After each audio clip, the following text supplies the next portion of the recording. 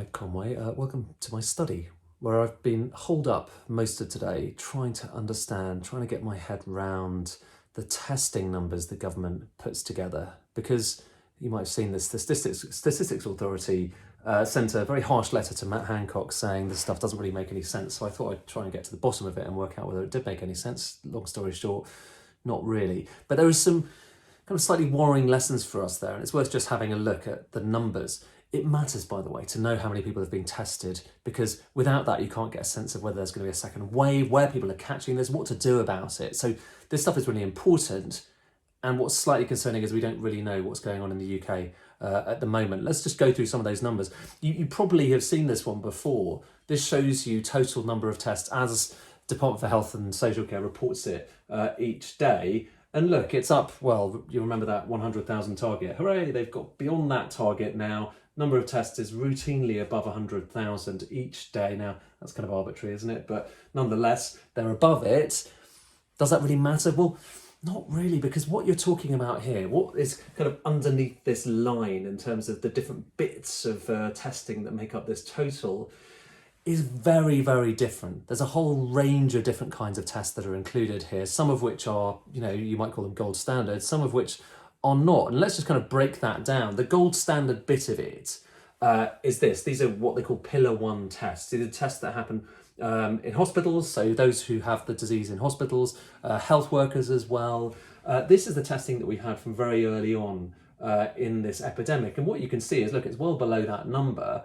And it's been more or less at this kind of level. It actually peaks in kind of early May, and there's been more or less that level ever since. That's pillar 1, so one bit of that line that you get from the Health Secretary every day. Then you've got something called pillar 2. Now, basically, this is the other tests for key workers, increasingly for all of the rest of us as well. These are the kind of drive-in tests that you can go and do. And as you can see, it's quite a lot. It's about double pillar 1. Now, those are all real tests as we see them, but still, you're nowhere near that 100,000 target if you care about such things. And then on top of that, you've got posted tests. So these are tests that are mailed out to people around the country. And look, these blue bits are basically the biggest part of many of these bars. This is what gets you well above the line every day. But here's the catch. We don't actually know how many of these tests have actually been carried out. So there's blue bits. A lot of them haven't necessarily been carried out, haven't necessarily been returned to the NHS and other places. And so it's a bit meaningless to include them alongside the gold standard stuff where we do know the answers. You've got another couple of pillars. I'll just run through them quickly. You've got pillar 3, that's serology testing, the antibody test. It's coming recently. And pillar 4, those are kind of tests that the ONS carries out to try and work out what's going on across the population. It's worth saying though, again, there's a difference there. The ONS tests are a research set of tests. They are not a clinical test to try and ensure that you can save someone's life. So you're taking a load of different things and lumping them into one number. Let's add that line. So now we've got to that line. And you don't get a sense of any of that from the Health Secretary every day when he's unveiling this. It's just, look, we're doing more tests than ever before. It's great, but there are big differences in the types of tests that we're talking about. Most of all, though, the biggest problem is we don't know how many people have been tested. That might sound a bit extraordinary, but we don't know how many people are here. And why is that? It's because some of these tests need to be done a number of times. Some of them, as I say, are kind of the tests that are mailed out, they never come back. Some of them, including these black bits here and the white bits there, the kind of more gold standard stuff. Some of them you need more than one test per person because you get a lot of false positives, false negatives. So in many of these tests, they have to be carried out more than once, sometimes more than twice as well.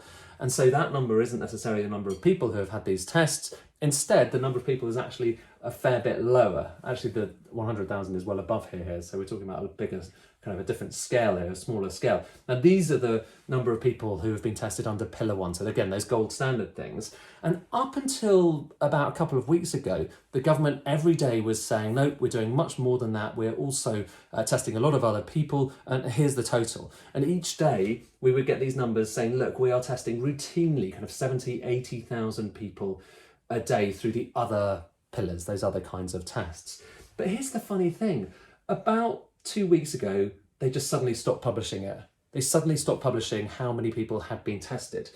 And it now turns out, when you talk to the Department for Health about it, that those numbers are dodgy. that they couldn't rely on those numbers. So they've basically withdrawn them. They're not available on their website at all. I had to kind of trawl through the archives to actually find them. And so as far as the official numbers go, this is all we know. We only know a fraction of how many people who might have been tested. Why does that matter? It matters because this is one of the crucial metrics for whether there's going to be a second spread. It matters for whether the disease is spreading, whether people are catching it in certain places. And it should be said, you know, like every country around the world is having trouble putting this stuff together. But many countries, Belgium, Singapore, Hong Kong, France, you know, are producing a lot of statistics, granular detail about all of this detail, giving you a sense of what's really going on with the disease. Whereas in the UK, we don't even know how many people have actually been tested for COVID-19. You know, weeks, months after this disease actually struck the UK, we're well past the peak. We don't know how many people have been tested.